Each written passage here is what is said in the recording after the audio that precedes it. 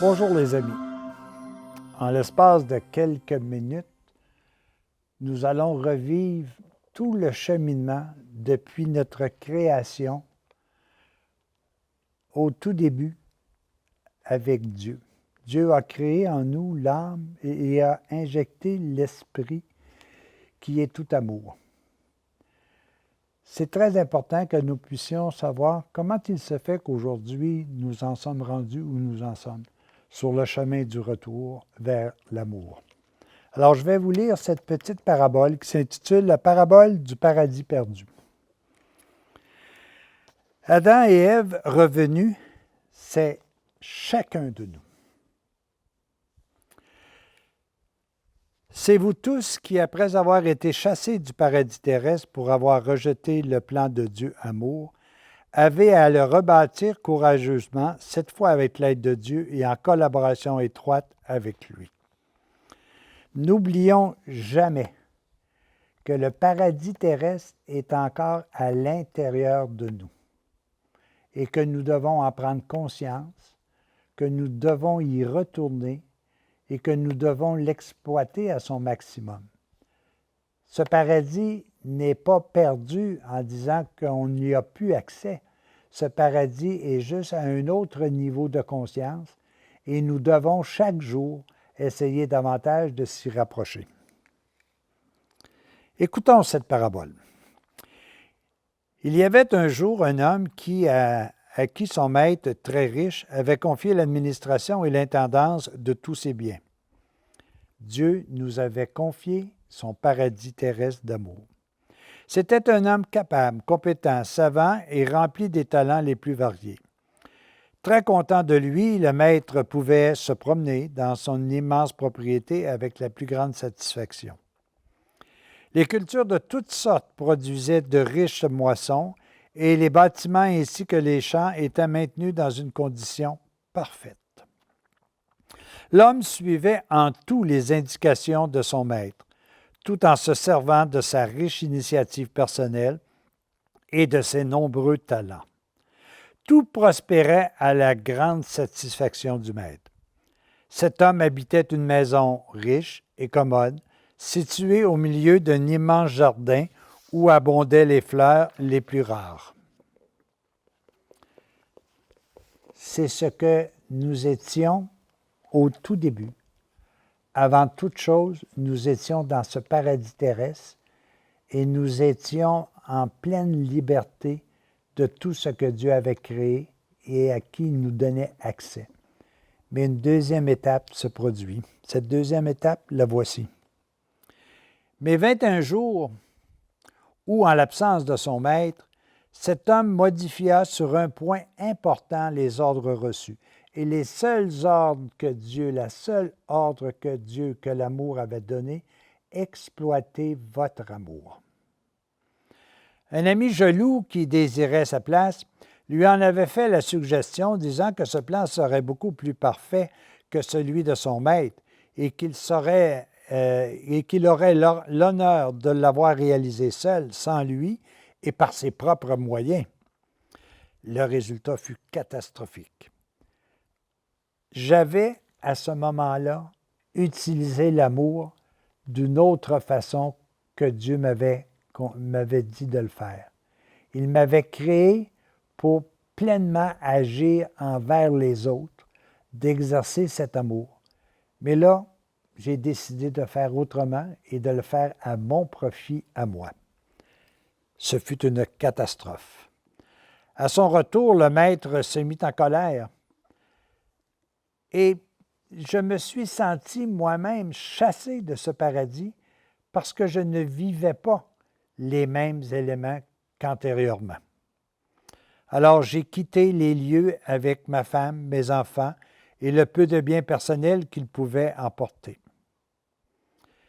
J'avais perdu mon emploi rémunérateur, ma belle résidence au milieu du jardin. Tout espoir de revenir me fut grandement retiré. Mon maître confia d'ailleurs immédiatement la gérance de tous ses biens à un autre administrateur. Assez rapidement, j'ai réalisé la gravité de ma faute. J'en ai discuté longuement avec mon épouse à la sortie de la propriété. Je me trouvais sans terre, sans abri, condamné à mendier ma nourriture pour apaiser ma faim et à boire l'eau à des sources rencontrées sur mon chemin. J'ai failli sombrer dans le découragement. Les premiers jours passés, j'ai rentré en dedans de moi-même. J'ai réfléchi. J'ai réalisé qu'avec toute l'expérience que j'avais, avec toutes les connaissances et mes talents, je pouvais refaire ma vie avec un travail acharné, assidu et intelligent, alors qu'avant, tout m'était donné gratuitement. J'en ai causé avec mon épouse et on s'est mis tous d'accord sur l'idée de recommencer. Mon épouse m'assura de son entier appui. Mes enfants promirent également d'aider de toute leur force car ils étaient sains et vigoureux. Nous nous sommes tous mis courageusement à l'œuvre.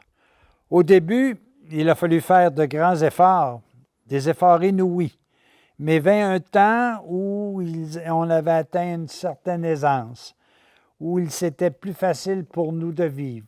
Comme présentement, c'est beaucoup plus facile pour nous de vivre qu'antérieurement.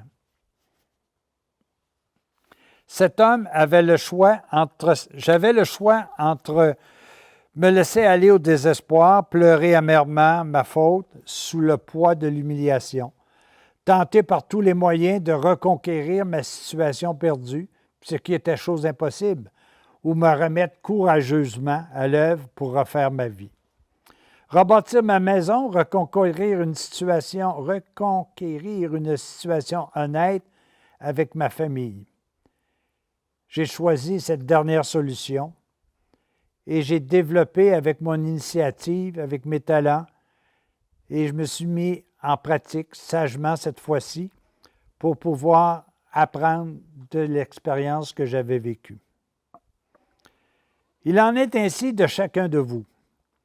Au lieu de vous décourager et de vous plaindre, vous devez vous mettre courageusement au travail pour vous bâtir un paradis, pour retrouver le paradis qui est à l'intérieur de vous. Demandez des conseils d'hommes sages et déployez toutes vos énergies et tous vos talents. Si chacun de vous construit autour de sa demeure un coin de paradis, toute la terre deviendra bientôt un immense paradis. Vous êtes en quelque sorte, nous sommes tous en quelque sorte, des Adam et Ève revenus.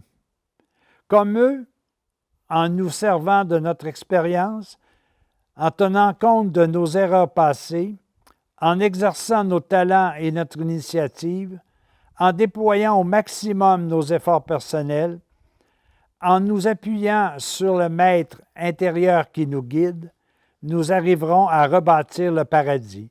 Il n'en tient qu'à nous de ne plus jamais en sortir. Mettons-nous courageusement à l'œuvre. Cessons de nous plaindre. Oublions le paradis perdu par nos fautes. Lèvons les yeux, regardons droit devant nous, car celui que nous avons à bâtir est en avant. Cela est impossible à moi tout seul, mais avec l'aide de Dieu, avec l'aide de l'amour, le tout est possible. Il nous a d'ailleurs dit, « Allez, dominez la terre », c'est-à-dire dominez-vous. Suivez les plans et les indications de l'amour, et l'univers sera bientôt un nouveau paradis. C'est toute une histoire que l'on se raconte. Mais cette histoire-là, c'est l'histoire de notre vie. Car nous avons été créés dans un monde parfait, où l'ordre était total, l'harmonie était la présence de tous les jours. Mais parce que nous avons voulu utiliser différemment ce qui nous était donné gratuitement, nous avons détruit beaucoup de choses autour de nous. Et nous sommes aujourd'hui sur le chemin de reconstruire.